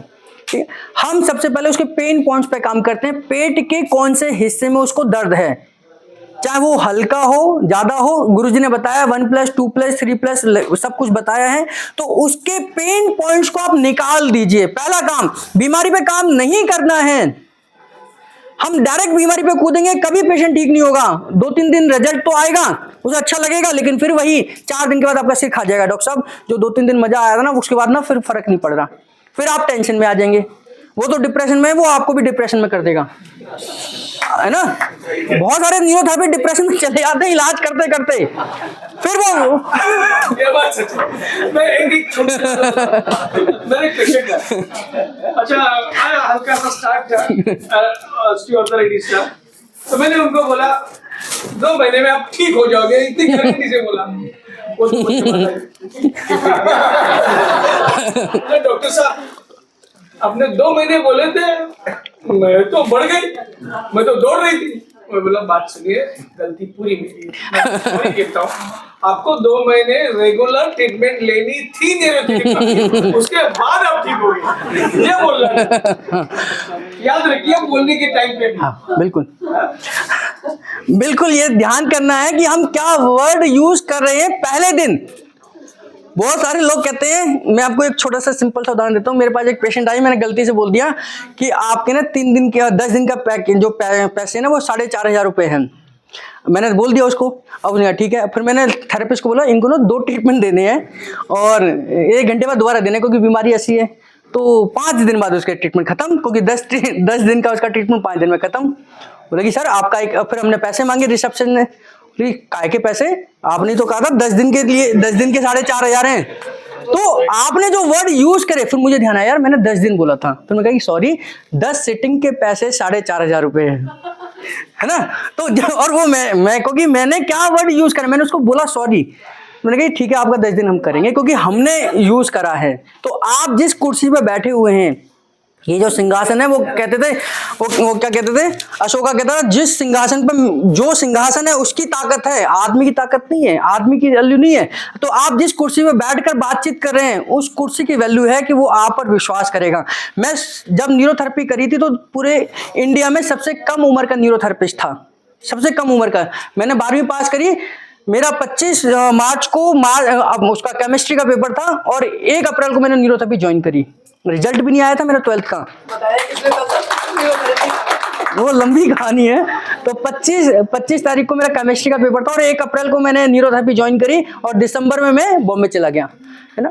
तो 17 साल मैंने कंप्लीट करे थे, 17.5 साल का हुआ था जब मैं न्यूरोथेरेपिस्ट बन गया था। अब मैं कुर्सी पे बैठूं, मुझसे आगे पूछें डॉक्टर साहब कहाँ हैं। पेशेंट आए 50 साल के 60 साल के, मुझसे पूछें डॉक्टर साहब जब आए ना तो हमें फोन कर देना। उन्हें लगा कि मैं कंपाउंडर हूँ तो मैंने कहा कि मैं ही डॉक्टर हूँ, मैं ही देखूंगा आपको। बोले नाम तो नवल किशोर धर लिया है ना, हमें लगा कोई 80 साल का 50 साल का कोई होगा, और सामने लिख दिया नवल किशोर गोल्ड मेडलिस्ट तो हमें लगा कोई बुजुर्ग सा होगा कोई। तो तुम तो 17-18 साल के, तुम क्या ठीक करोगे। मैंने कहा आपको ट्रीटमेंट दूंगा, मैं ही दूंगा। तो बड़ी समस्या मुझे, इसलिए मैंने अपना सेंटर नहीं खोला 2010 तक। भैया दूसरों के सेंटर पे मैं काम करूंगा, क्यों, क्योंकि कुछ तो बड़ा हो जाऊं मैं। तो 2010 में जाकर मैंने अपना सेंटर खोला था, क्योंकि मुझे जो देखता। तो इसलिए आपको आपकी कुर्सी का सम्मान है, उस कुर्सी का सम्मान के समय पर आपको क्या वर्ड यूज कर रहे हैं। आपको पेशेंट जज करता है कि आपको कितनी नॉलेज है। तो ऐसे तोड़ दूंगा, फोड़ दूंगा, ये कर दूंगा, वो कर दूंगा, इससे काम नहीं चलने वाला। आपको साइंटिफिक तरीके से ही आपको लंबे समय तक चलना है। और जो मैंने वर्ड यूज करा है कि आपको पेशेंट को गाइड करना है, कभी भी फोर्स नहीं करना ट्रीटमेंट के लिए। अगर आपने फोर्स कर दिया पेशेंट को ट्रीटमेंट के लिए तो वो 10 दिन तो करा लेगा, लेकिन 11वें दिन वो आपको दिखाई भी नहीं देगा और सबको और मना कर देगा कि पहले दिन जाती ना 10 दिन के पैसे जमा कर लिए और फिर मैंने तो मजबूरी में मैंने 10 दिन पूरे करे। सर मैं माफी चाहता हूँ, एक बोलना चाहता हूँ, मैं भूल गया। आरपी नाम सुना है, रेटिना पिगमेंटोसा। हाँ रेटिनाइटिस पिगमेंटोसा। एक पेशेंट है हमारा, ठीक है। तो एक पेशेंट है, उनका नाम रविता आंटी है। कि कितने साल चला होगा? उन्होंने कितने साल ट्रीटमेंट ली होगी? 22 साल। 22 साल हो बिल्कुल। पहले साल में उनको, उनके श्रॉफ डॉक्टर थे, आई स्पेशलिस्ट, जो मरीन ड्राइव पे पहले माले पे उनका बड़ा अस्पताल है, तो उन्होंने बोला आरपी है, अभी आप नाइट ब्लाइंडनेस हो, अभी रात के अंधे हो, 75% हुआ है, 2-3 साल में पूरे अंधे हो जाओगे। कितने? पूरे अंधे। अच्छा, तो कुछ कोई ड्रॉप नहीं, कुछ नहीं। अच्छा, हमने शुरू किया तो पहले साल में नाइट ब्लाइंडनेस चला गया। क्या बात है, बहुत खुश हो गई। अच्छा, फिर वो उधर उनके पास गए, उन्होंने टेस्ट किया, बोले वेरी गुड, आप रिवर्स कैसे आ गए? बोला एक थेरेपी हम लेते हैं। तो उन्होंने कहा आप एक स्विच ऑफ करो ना, तो बड़ा कोई है, तो उन्होंने कहा कि हम एक ट्रीटमेंट ले रहे हैं, तो उन्होंने उनको कहा जिंदगी भर लेना। अच्छा, ये बंद कर दो, मैं एक बात बताता हूँ आपको। बहुत बड़ी बात। पॉज कर दो, बंद मत करो। 2007 की बात बता रहा हूँ।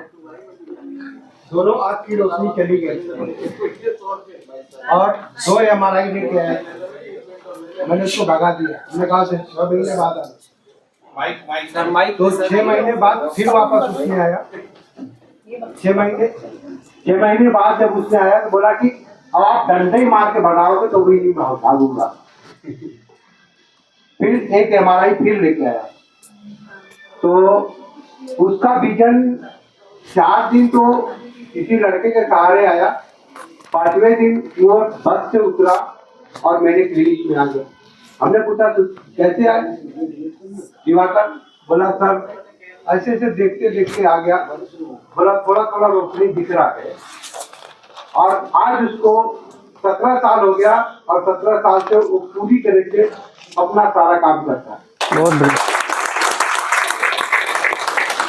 सॉरी, मैं आपका समय ले रहा हूँ। नहीं, ये तो अच्छा है, वो थोड़ा सा बीच में तड़का लगता रहता है ना, तो नहीं तो यहाँ क्या हो गया? आप कोई बता दो। अच्छा, चलो मैं ट्रीटमेंट बता देता हूँ। वो एक नया ट्रीटमेंट बनाया था आपने। मेरी बहन है कुंदा, वो जाती थी, तो उसको मैंने कुंदा एसिड ट्रीटमेंट लिखा है। क्या लिखा है? कुंदा एसिड। कुंदा। अच्छा, ट्रीटमेंट क्या है? मेरे पास बहुत कम ट्रीटमेंट होते हैं, मैं इतनी बड़ी लंबी चौड़ी नहीं ट्रीटमेंट देता हूँ। मेरा नाम मुंबई में बहुत खराब है, 10 मिनट का ट्रीटमेंट देता है करके, है ना? तो हाफ कुंडली, 40 सेकेंड माइल्ड एसिड और किडनी क्लियरेंस, बस यही 2 ट्रीटमेंट हमने 22 साल दिया उनको। बहुत बढ़िया।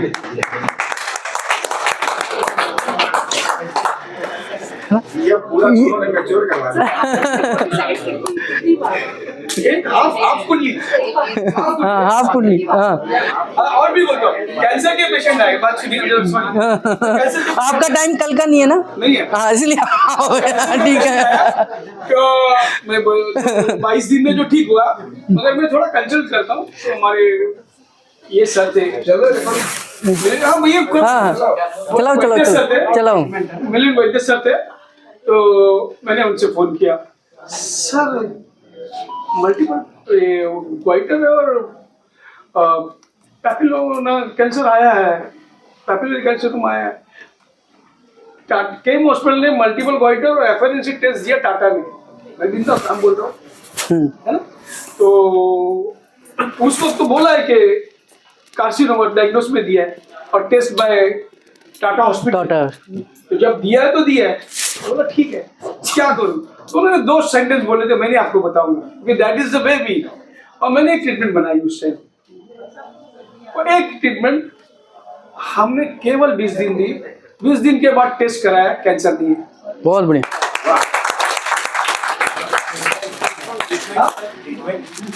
अरे भूल गया,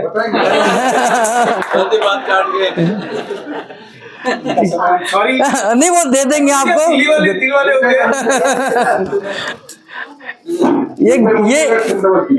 ये ज्ञान लेने ही आए हैं और वो आपको दे देंगे, ग्रुप में शेयर कर देंगे। तो पहला मैंने आपको बताया कि हम बीमारी पर इलाज कैसे करें, पेन पॉइंट्स को ऊपर करें, पेट को आधार मानकर करें, पेट से ही बीमारी की शुरुआत है और पेट पे ही समाधान है। दूसरा, जो गुरुजी कहते हैं। अब पेट का मतलब हम क्या कर रहे हैं, ब्लड सर्कुलेशन बढ़ाने का काम कर रहे हैं।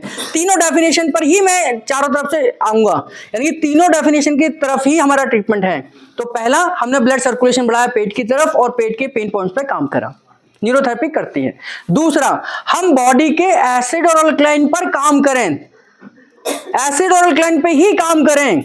अभी तक मैंने बीमारी की बात भी नहीं करी है, ध्यान करना। ये हो सकता है किसी को 10 दिन में हो जाए, ये जो मैं बात कर रहा हूं कि हम पेन पॉइंट्स पे काम कर रहे हैं, हो सकता है 5 दिन काम करना पड़े, हो सकता है 10 दिन करना पड़े, हो सकता है 15 दिन करना पड़े, लेकिन तब तक आप आगे नहीं बढ़ेंगे जब तक पेन पॉइंट ठीक नहीं हो जाएंगे। दूसरे दिन जब ये पेन पॉइंट ठीक हो जाएंगे तब एसिड और अल्कलाइन को बैलेंस करेंगे। और तीसरे स्टेप में आपकी बीमारी आएगी कि आप कौन सी बीमारी को लेकर आए हैं हमारे पास, कौन सी बीमारी को लेकर आए हैं। उस बीमारी की तो हम तब बात करेंगे। पेशेंट को नहीं बताना कि भाई मैं बीमारी पे काम नहीं कर रहा, पेशेंट भग जाएगा। तो अभी तक तो उन्होंने बीमारी के बारे में कुछ बात ही नहीं कर रहे। आप जो ट्रीटमेंट दे रहे हैं वो बीमारी पर ही दे रहे हैं, बीमारी के लिए ही दे रहे हैं। ये तो केवल आपको काम करने का तरीका है कि पहला पेन पॉइंट्स पे काम करना है, दूसरा एसिड अल्कलाइन पे काम करना है। एक दिन में नहीं होगा एसिड अल्कलाइन बैलेंस, एक दिन में नहीं होगा, लेकिन एक दिन जरूर होगा, है ना, एक दिन जरूर होगा। तो हमने एक दिन में बीमारी ठीक नहीं करनी, लेकिन एक दिन जरूर करनी है। तो इसलिए जो डॉक्टर साहब ने कहा कि 22 साल, इनकी 22 साल हमने किसी पेशेंट को चलाया है, तो ऐसे तुक्के में नहीं चलेगा। आपने गाइड करा है, उसे भरोसा दिलाया है कि आप अगर ठीक हो सकते हैं तो न्यूरोथेरेपी से हो सकते हैं, तभी वो 22 साल चलेगा। ऐसे हमारे पास ऐसे बहुत सारे पेशेंट हैं जो 11 साल 10 साल 5 साल ट्रीटमेंट लेते हैं, क्योंकि वो इसलिए ले रहे हैं क्योंकि उन्हें भी पता है कि बिना न्यूरोथेरेपी का उनका काम चलेगा भी नहीं, उनका काम चलेगा नहीं। तो गाइड करना है। पहले दिन जब गाइड कर दिया होगा तब तक वो चलेंगे जब तक आपने गाइड कर दिया। आपने उन्हें काटने की कोशिश करी तो पहले दिन 10 दिन का पैसे जमा करने का 11 दिन वो मुड़ के भी नहीं देखेगा, किसी को बताएगा भी नहीं आपके बारे में। उसके बाद में जब आप डिजीज पर आएंगे, डिजीज के साथ में उसे डाइट थोड़ा सा बता दीजिए कि क्या खाना है क्या नहीं खाना है, ताकि उसको भी समझ आए। कुछ एक्सरसाइज 2-3 अगर आप जानते हैं तो उनको बता दीजिए, ताकि कुछ मूवमेंट आनी शुरू हो जाए। क्योंकि आप बीमारी को 80 से 90% ठीक करते हैं, 100% नहीं ठीक कर सकते। मेरी बात को ध्यान से सुनना। जो आपको पेशेंट 100% कह रहा है वो भी 90% ही है, और आप जिसको 100% मान रहे हैं वो भी 90% ही है। 10% जो बीमारी है वो आपकी लाइफ स्टाइल आपको ठीक करती है। नहीं तो बीमारी क्या होती है, आपने बहुत सारे लोगों ने देखा होगा कि मैं यहां से तो ठीक होकर चला गया था, फिर 1 महीने बाद दोबारा बीमारी आ गई, 2 महीने बाद दोबारा बीमारी आ गई, 3 महीने बाद दोबारा आ गई। तो यानी कि आप परमानेंट ठीक नहीं करते। तो आपको उसकी लाइफ स्टाइल ठीक करनी है, तब जाकर वो 10% जो बीमारी रह गई उसके शरीर के अंदर वो ठीक होगी। और अगर आप इस तरीके से चलेंगे तो हर बीमारी का इलाज संभव है और 100% है। तो हमने जो अभी तक जो अपडेट करे उसके बारे में थोड़ा जानकारी देता हूँ। वो सारी वीडियो उनके माध्यम से मिल जाएंगी। A to Z हेपरिन सारे कंप्लीट हैं, रिसर्च के साथ हैं। लिवर डिटॉक्सिफिकेशन ट्रीटमेंट करा, लिवर के पेशेंट के ऊपर काम किया, बहुत अच्छे रिजल्ट्स आए और उसको हमने फाइनल कर। एक स्टेरॉइड फार्मूला बनाया MS पेशेंट के लिए। MS पेशेंट के लिए बनाने की जरूरत पड़ी थी। मैंने पिछले साल वहां पर प्रेजेंटेशन दी थी, ध्यान होगा। मल्टीपल स्क्लेरोसिस के पेशेंट के लिए हमने ये फार्मूला बनाया था, क्योंकि हमारी इम्यूनिटी हमारे ही खिलाफ काम करती है और हमारी इम्यूनिटी हमारे ही माइलिन शीथ को खा जाती है और मल्टीपल स्क्लेरोसिस आ जाते हैं। तो उसको केवल डॉक्टर स्टेरॉइड से ही ठीक कर सकते हैं।